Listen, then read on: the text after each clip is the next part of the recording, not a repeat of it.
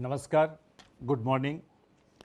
Today, humanity faces perhaps the trial of its time as COVID-19 grips the world with its deadly embrace. Everywhere, as also in India, the mission is to do whatever it takes to prevent the epidemiological curve from steepening any further. In this kind of an environment, the Reserve Bank of India has been very proactive and has been monitoring the situation very closely. The evolving situation is being monitored very closely, and you would have noticed that from time to time, almost every second day or third day, the Reserve Bank is coming out with certain announcements. Now, in this kind of environment, I thought it was necessary that I speak to a wider audience and convey the resolve of the Reserve Bank of India, our approach and how we are going forward. Today, I propose to make certain announcements, and the statement is a bit long, as I said last time, because I have tried to make it as self-explanatory as possible, and so that there is adequate clarity, and since we are not able to hold a press conference, the meaning and the details are conveyed to the maximum extent possible. So as I just said, everywhere, as also in India, the mission is to do whatever it takes to prevent the epidemiological curve from steepening any further. Human spirit is ignited by the resolve to overcome the pandemic. It is during our darkest moments that we must focus on the light. As Mahatma Gandhi said in his famous address at Kingsley Hall, London, in October 1931, and I quote Mahatma Gandhi, "In the midst of death, life persists. In the midst of untruth, truth persists. In the midst of darkness, light persists." Before I begin, I wish to place on record our gratitude to all the functionaries and personnel in the government, the private sector, banks and other financial institutions who risk their lives on a daily basis by going to work or by working from home to fight the pandemic by keeping essential services fully operational. Our deepest appreciation goes out to doctors, healthcare and medical staff, police and law enforcement agencies who are at the front line. In the RBI, I would like to specially commend and thank our team of 150 officers, staff and service providers who are in quarantine away from their families and are at work 24/7 to keep essential services such as currency in circulation, retail and wholesale payments and settlement systems, reserve management, financial markets, liquidity management, financial regulation and supervision, and a host of other services available so that the nation may survive COVID-19. Banks and financial institutions have risen to the occasion and have ensured normal functioning. Their efforts are praiseworthy. I would like to thank my colleagues in the Reserve Bank of India who set aside personal health concerns and joined me in fashioning the array of measures taken by the RBI in the context of COVID-19. I also thank our teams for their intellectual support, analytical work and logistical arrangements. I would first like to highlight or give our assessment of the current economic situation. Since March 27, 2020, when I spoke to you last, the macroeconomic and financial landscape has deteriorated precipitously in some areas, but light still shines through bravely in some others. On April 14, the IMF released its global growth projections, revealing that in 2020, global economy is expected to plunge into the worst recession since the Great Depression, far worse than what had happened during the global financial crisis. The IMF's economic counselor has named it the Great Lockdown, estimating the cumulative loss to global GDP over 2020 and 21 at around $9 trillion US, which is greater than the economies of Japan and Germany combined. Within this downturn, the projections are replete with even sharper declines in output in various countries. India is among the handful of countries that is projected to cling on somewhat tenuously to positive growth at 1.9%. In fact, this is the highest growth rate among the G20 economies as estimated by the IMF. The World Trade Organization sees world merchandise trade contracting by as much as 13 to 32%. I repeat, 13 to 32% in 2020. Global financial markets remain volatile and emerging market economies are grappling with capital flows and volatile exchange rates. Crude oil prices remain in a state of flux despite the agreement on production cuts by OPEC plus countries. For 2021, the IMF projects sizable V-shaped recoveries, close to 9 percentage points for the global GDP. India is expected to post a sharp turnaround and resume its pre-COVID, pre-slowdown trajectory by growing at 7.4% in 2021-22. Over the last 3 weeks, there have been a few data releases on domestic developments, but they are too disjointed to allow a comprehensive assessment of the state of economy. Yet, there are a few slivers of brightness among the encircling gloom. In my statement of March 27, I had referred to continuing resilience of agriculture and allied activities on the back of all-time highs in production of food grains and horticulture, with huge buffer stocks of rice and wheat far in excess of the buffer norms. By April 10, pre-monsoon Kharif sowing had begun strongly, with acreage of paddy, which as you know is the principal Kharif crop, up by 37% in comparison with the last season, that is in comparison with the Kharif of 2019. States such as West Bengal, Telangana, Odisha, Assam, Karnataka and Chhattisgarh are leading in sowing activity despite the lockdown. On April 15, the India Meteorological Department IMD forecast a normal southwest monsoon for 2020 season, with rainfall expected to be 100% of the long period average. These are early developments and they bode well for our rural demand, supported as they are by accelerating fertilizer production, which was noticed up to February 2020. The robust growth of 21.3% in tractor sales up to February 2020 as against a contraction of 0.5% in the corresponding period of the previous year may provide an offset to farm labor shortage on account of the lockdown. In other production sectors, the situation is more somber.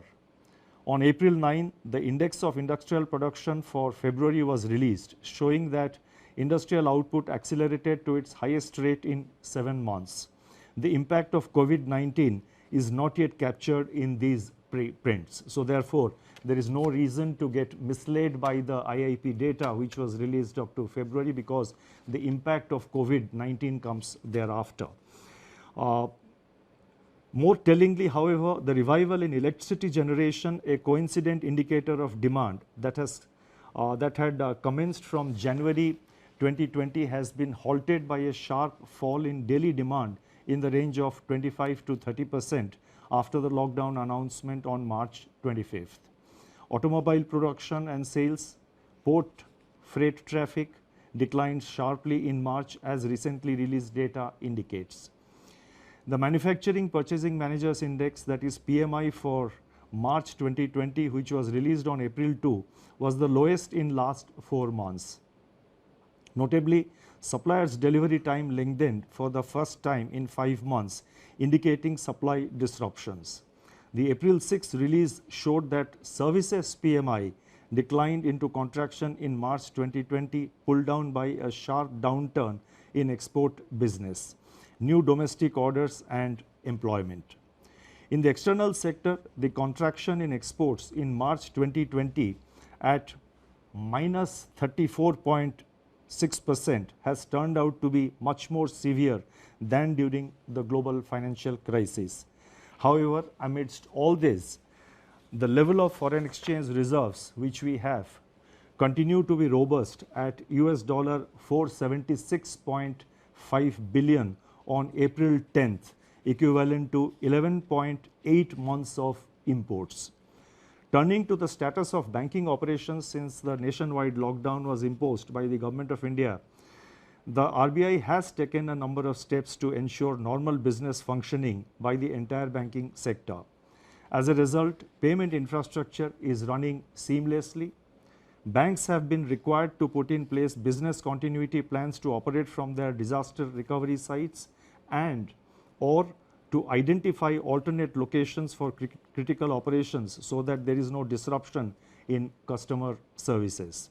Our data show that there was no downtime of internet or mobile banking. On an average, ATM operations stood at 91% of the full capacity. The average availability of business correspondents is over 80%. Regional offices of RBI have supplied fresh currency of rupees 1,20,000 crores from March 1 till April 14th to currency chests across the country to meet increased demand for currency in the wake of COVID-19 pandemic. Banks have indeed risen to the occasion by refilling the ATMs regularly despite several logistical challenges. In my statement of March 27, I had indicated that together with the measures announced on March 27, the RBI's liquidity injection was about 3.2% of GDP since February 2020 MPC meeting. And as you would recall, the February MPC meeting, the announcements were made, if I recall correctly, on 6th of February. So from 6th February 2020 till March 27th, including the announcement made on March 27th, RBI had injected liquidity of an amount equivalent to 3.2% of our GDP. Since then, that is since March 27th, surplus liquidity in the banking system has increased sharply in the wake of sustained government spending. Systemic liquidity surplus as reflected in net absorptions. I am talking about net absorptions, that is the difference between the taking into account both the reverse repo and the repo. So therefore, the systemic liquidity surplus as reflected in net absorptions under the LAF averaged at about rupees 4.36 lakh crore during the period March 27th to April 14, 2020. As announced on March 27, the RBI undertook 3 auctions of targeted term repo operations, that is TLTRO, injecting cumulatively rupees 75,041 crore to ease liquidity constraints in the banking system and distress financial markets. Another TLTRO auction of rupees 25,000 crore is being conducted today. In response to these auctions, financial conditions, now this is very important, in response to these conditions, financial conditions have eased. I correct myself, in response to these auctions, financial conditions have eased considerably as reflected in the spreads on money and bond market instruments. Moreover, activity in the corporate bond market has picked up appreciably with several corporates making new issuances. There are also some indications that redemption pressures faced by the mutual funds have also somewhat moderated. Against this background, and as I mentioned that we have been constantly monitoring the situation after considerable internal deliberation and after monitoring the evolving situation, and in our effort to see that the financial system is fully functional, the markets are fully functional, we have in RBI decided to announce certain additional measures, and I would now like to elaborate upon them.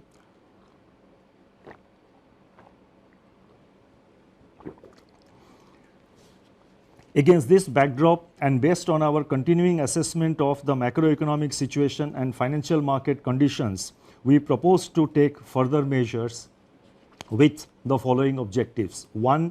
To maintain adequate liquidity in the system and its constituents in the face of COVID-19 related dislocations. 2.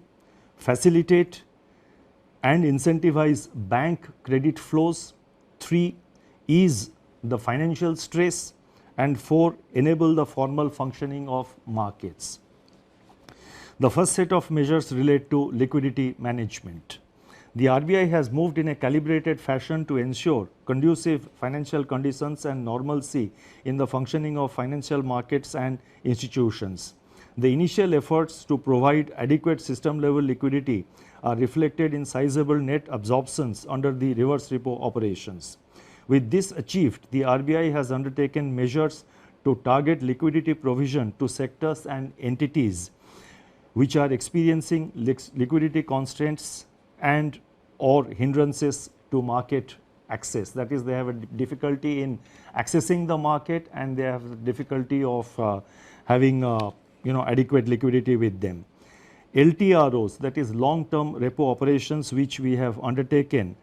So these were meant to ensure adequate liquidity at longer end of the curve, longer end of the yield curve. Exemptions from the cash reserve ratio for equivalent incremental credit disbursed by banks as loans in certain select areas and targeted LTROs or TLTROs fall in this category. In this category or in this class and sector specific measures. It is observed that deployment of TLTRO funds so far has largely been to bonds issued by public sector entities and large corporates, especially in primary issuances. The disruptions caused by COVID-19 have, however, more severely impacted small and mid-sized corporates, including NBFCs and MFIs, in terms of their access to liquidity. So we have therefore decided to undertake what we call TLTRO operations 2, that is TLTRO 2.0.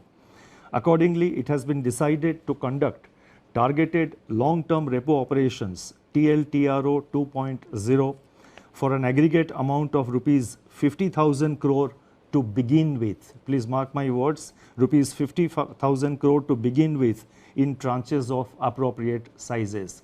Based on our assessment of the evolving situation and based on the pattern of utilization of this 50,000 crore by the market and in the market, it is always open for RBI to step up this amount beyond 50,000 crores as per requirement or as may be necessary to see that various segments of the market, various segments of the MFIs, the NBFCs and other institutions in terms of liquidity, they remain well lubricated. The funds availed by the banks under TLTRO 2.0 should be invested in investment grade bonds, commercial paper and non-convertible debentures of NBFCs with at least 50% of the total amount availed going to small and mid-sized NBFCs and MFIs. So therefore, the emphasis will be to see that there is adequate flow to the mid-size and the small NBFCs as well as to the MFIs. The guidelines in this regard will spell out the relevant details. These investments have to be made within 1 month of the availment of liquidity from RBI, as in the case of the earlier TLTRO auctions which have been conducted so far. Investments made by banks under this facility will be classified as held to maturity HTM even in excess of 25% of total investment permitted to be included in HTM portfolio. Exposures under this facility are also not to be reckoned under the large exposure framework and the notification for TLTRO 2.0 auction will be issued today. The next announcement relates to refinancing facilities for all India financial institutions like NABARD, SIDBI and the National Housing Bank. All India financial institutions such as NABARD, SIDBI and National Housing Bank play an important role in meeting the long-term funding requirements of agriculture and the rural sector, small industries, housing finance companies, MFIs and NBFCs. These All India financial institutions normally raise resources from the market through specified instruments which are allowed by the Reserve Bank of India, in addition to, of course, relying on their own resources. In view of the tightening of financial conditions in the wake of COVID-19 pandemic, these institutions are today facing difficulties in raising resources from the market. Accordingly, it has been decided to provide special refinance facilities for a total amount of rupees 50,000 crores to NABARD, SIDBI and NHB to enable them to meet sectoral credit needs. This will comprise of rupees 25,000 crore to NABARD for refinancing regional rural banks, that is RRBs and cooperative banks and microfinancial institutions. Rupees 15,000 crore will flow to SIDBI for on-lending and refinancing, and as you know, SIDBI will be lending this money to, by way of providing refinance to scheduled commercial banks as well as to other financial entities, NBFCs, MFIs, etc., who sanction loans to the MSME segment of the economy. And NHB will be allotted rupees 10,000 crore for supporting housing finance companies, HFCs. Now these amounts which I announced, that is totally 50,000 crore, of which 25,000 crore goes to NABARD, 15,000 crore goes to SIDBI and 10,000 crore goes to NHB. These amounts have been determined and decided in consultation with these institutions. Should there be additional requirement by these institutions, and again depending on and based on the actual utilization of resources provided, funds provided by the liquidity provided by the RBI, if there is a further requirement, the RBI will assess the situation, review it and take further measures to step up this level of liquidity support. Advances under this facility will be charged at RBI's policy repo rate at the time of availment. So these institutions get it today as per the repo rate, which is 4.4%. So therefore this will enable these institutions to provide the refinance at an affordable rate, at a reasonable rate, when they extend this money to various lending institutions. The next announcement, and this is very important, relates to the LAF, Liquidity Adjustment Facility, and this relates to fixed rate reverse repo rate. That is the reverse repo rate. As I have mentioned earlier, the surplus liquidity in the banking system has risen significantly in the wake of government spending and the various liquidity enhancing measures undertaken by the RBI. On April 15, the amount observed under reverse repo operations was 6.9 lakh crore. Earlier, what I had given about the system liquidity, that was net, that is the difference between the repo and the reverse repo. What I am now saying is one way of flow at the end of every day, how much flows from the system into the RBI through the reverse repo window.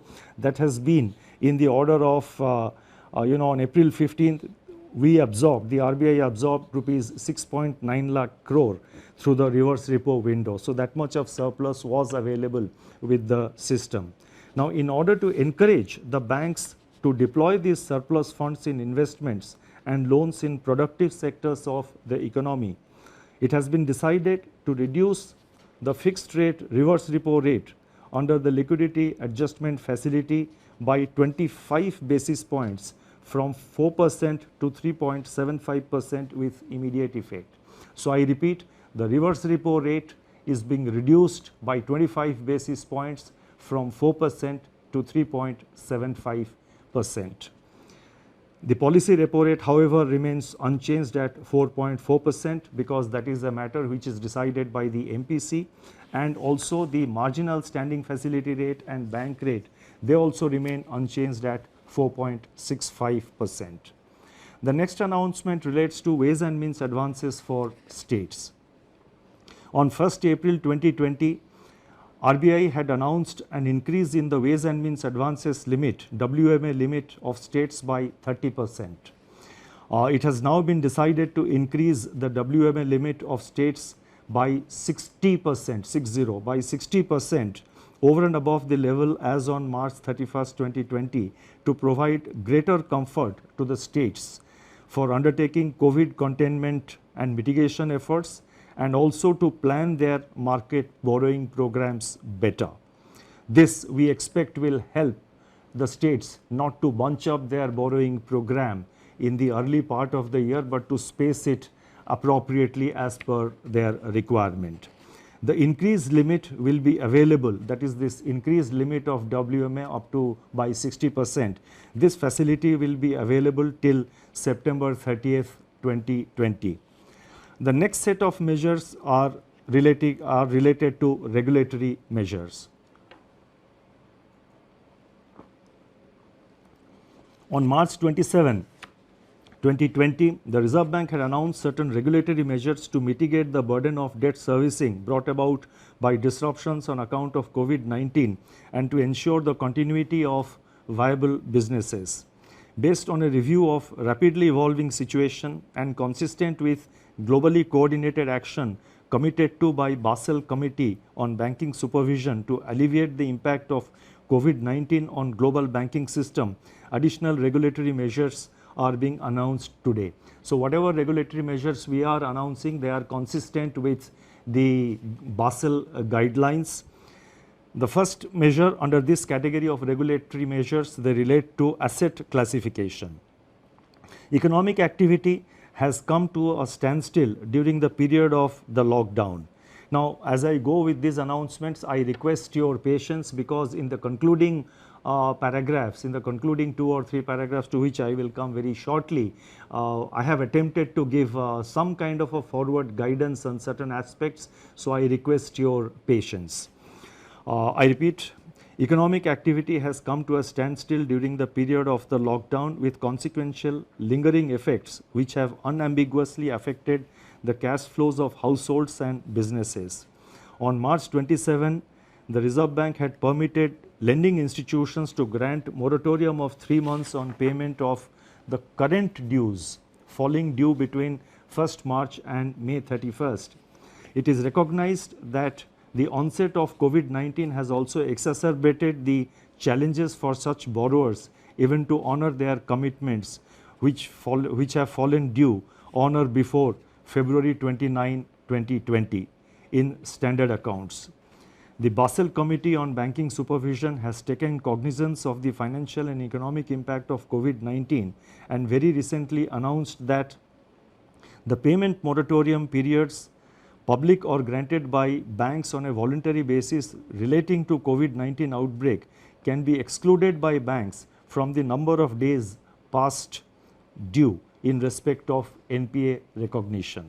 Therefore, it has been decided that in respect of all accounts for which lending institutions decide to grant moratorium or deferment and which were standard as on 1st March 2020, the 90-day NPA norm shall exclude the moratorium period. That is, there would be an asset classification standstill for all such accounts from 1st March to 31st May 2020.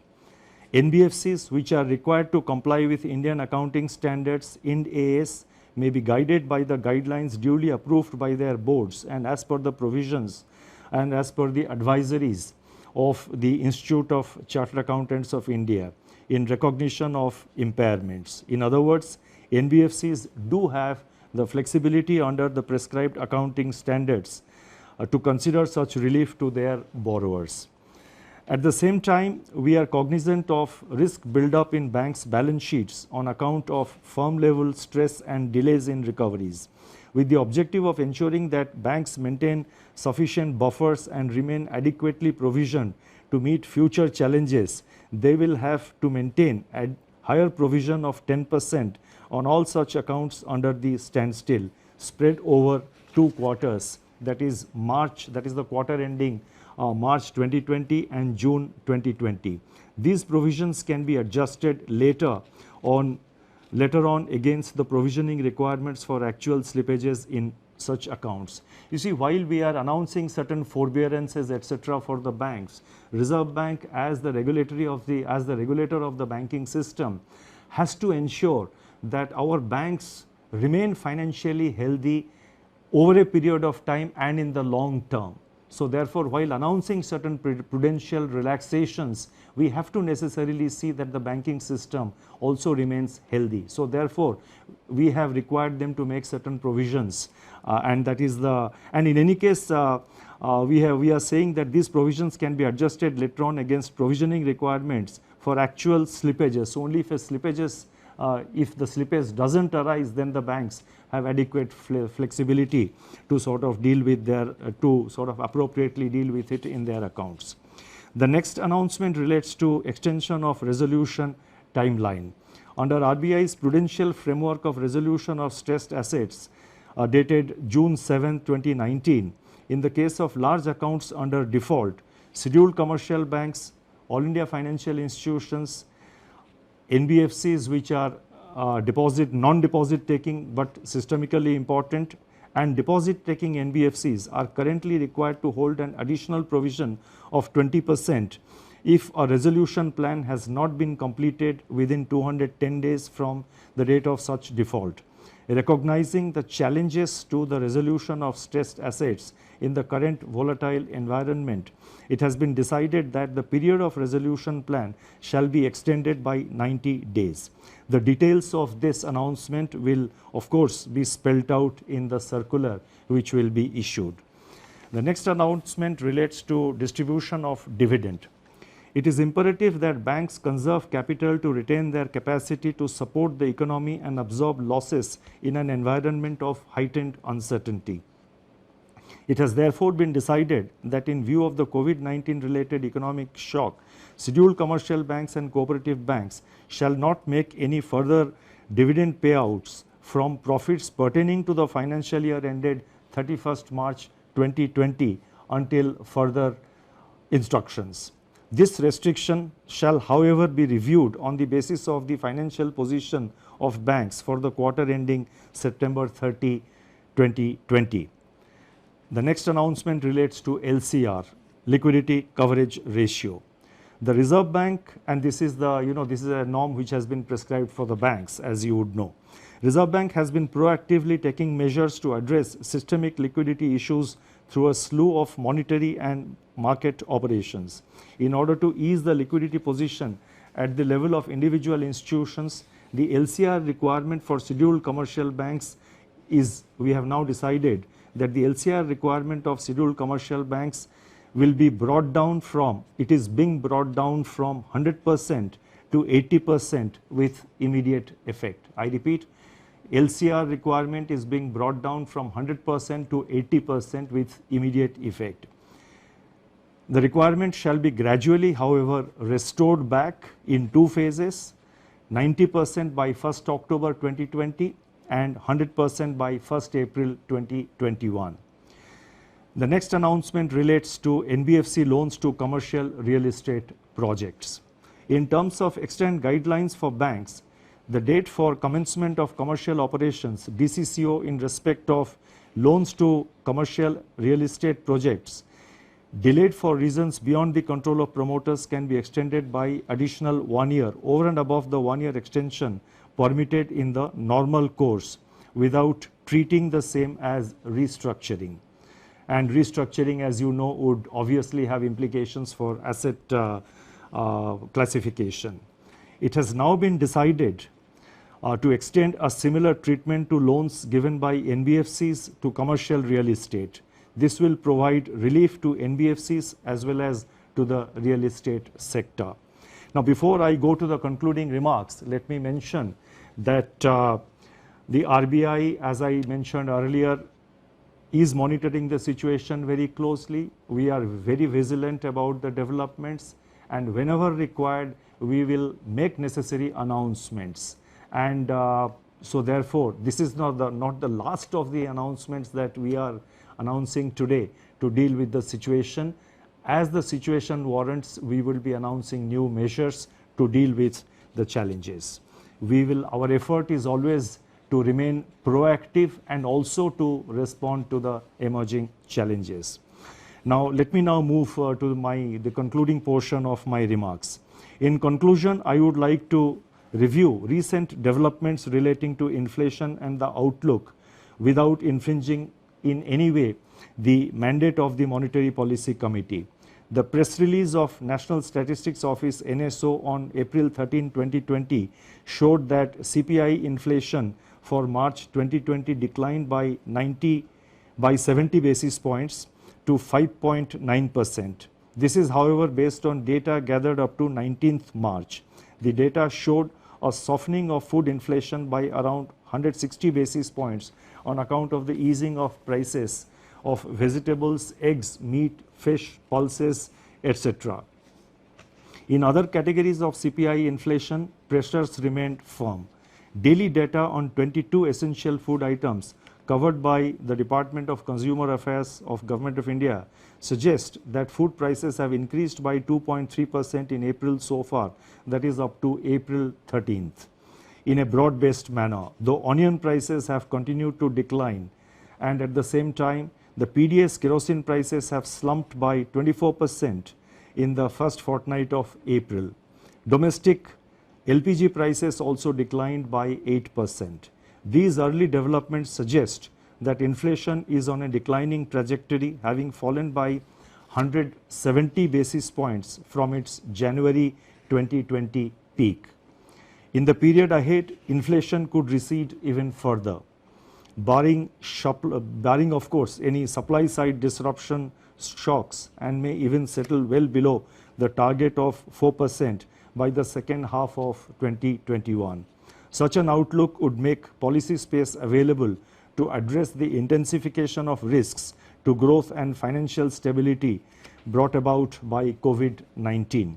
This space needs to be used effectively and in time. The RBI, as I said earlier, will monitor the evolving situation continuously and use all its instruments to address the daunting challenges posed by the pandemic. The overarching objective is to keep the financial system and financial markets sound, liquid, and smoothly functioning so that finance keeps flowing to all stakeholders, especially the vulnerable and the disadvantaged. Regulatory measures that have been announced so far, including those which are announced today, are dovetailed into the objective of preserving financial stability. Although social distancing separates us, we stand united and resolute. Eventually, we are confident that we shall cure and we shall endure. Thank you very much.